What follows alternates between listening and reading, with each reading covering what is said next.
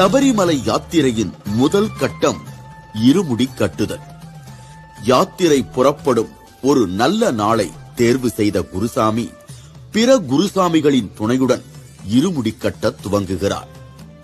யாத்திரையில் எத்தனை சாமிகள் கலந்து கொண்டாலும் முதல் கட்டு கன்னிசாமிக்கே கட்டித்தரப்படுகிறது.